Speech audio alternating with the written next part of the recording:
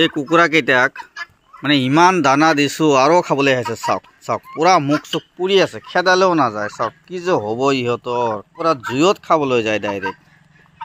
চাওক চাওক চাওক চাওক, পূৰা জুইৰ পৰা খাই আছে ডাইৰেক্ট।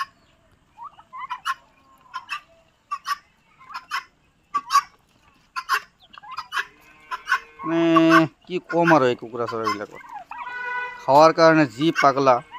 মানে আজি গোটেই দিনটো বন্ধ কৰি থৈছিলোঁ ইহঁতক। মানে কাৰণটো হৈছে ইয়াত কঠীয়া পৰা হৈছে। আমাৰ গাঁৱত বৰ্তমান খেতিৰ সময় আহি গ'লতো। গোটেই চাওক, সিফালে কমপ্লিট কঠীয়া। এই কঠীয়াৰ ধানবিলাক খাই পেলাব, সেইকাৰণে বন্ধ কৰি ৰাখিছোঁ। আৰু ইয়াত বৰ্তমান চাওক গৰমে গৰমে খাই আছে কেনেকুৱা। আৰু আমি এইখিনি ভাত বনাই আছোঁ বৰ্তমান এই গাহৰি আৰু মুৰ্গী।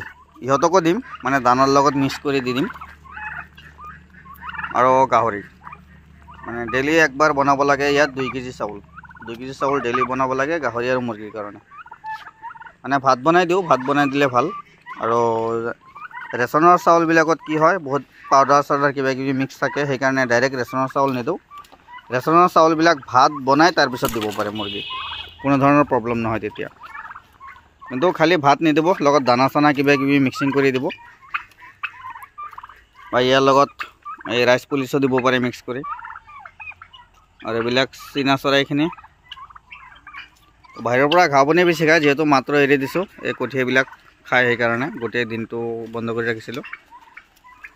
আৰু ৰাতিপুৱা দানা দিয়া নাছিলোঁ। ঘৰৰ ভিতৰত দানা দিলে কি হয়, কমপ্লিট পেলাই দিয়ে সিহঁতে। তো যদি আপোনালোকক এই টাৰ্কিৰ পোৱালি লাগে, যোগাযোগ কৰিব। মোৰ ঘৰ কামৰূপ জিলা বক সমষ্টি মালিবাৰী সত্ৰ। অল অসম ডেলিভাৰী দিয়াৰ সুবিধা আছে। আৰু যদি কমকৈ লাগে মোৰ ঘৰৰ পৰা ল'ব পাৰিব। বা 10 পিচ ল'লে ছয়গাঁও, বক, ধূপধাৰা, গোৱালপাৰা, ধুবুৰী, বৰপেটা, লক্ষীপুৰ, মানকাছৰ, গুৱাহাটী, খানাপাৰা, সোণাপুৰ, খেত্ৰী, জাগিৰোড, মৰিগাঁও, যদি 10 পিচ লয় দিব পাৰিম। আৰু যদি তাতকৈ বেছি লাগে তেতিয়াহ'লে অল অসম ডেলিভাৰী দিব পাৰিম। এইখিনি হৈছে ৰ'ড আইলেণ্ড ৰেড আৰায়াৰ কুকুৰা চৰাই। এই কুকুৰা চৰাই 12 মাহে কণী পাৰে। মানে 5 মাহ বয়সৰ পৰা কণী পাৰা ষ্টাৰ্ট হয়। 2 বছৰ বয়সলৈকে ভালে মানে কণী পাৰে। আৰু 2 বছৰ বয়সৰ পিছত কণী পাৰাটো কমি যায়। তেতিয়া এই কুকুৰা চৰাই মাংস হিচাপে আপোনালোকে চেল কৰি দিব পাৰে। বছৰত 280 পৰা 320টালৈকে কণী পাৰে। আৰু যদি আমাৰ ঘৰুৱা কুকুৰাৰ নিচিনা, থলুৱা কুকুৰাৰ নিচিনা বাহিৰত এৰি দি পালন কৰে, তেতিয়াহ'লে কণীৰ সংখ্যাটো অলপ কমি আহিব। তথাপিও 240টাৰ ওপৰত কণী পাৰিব। যদি পোৱালি লাগে যোগাযোগ কৰিব।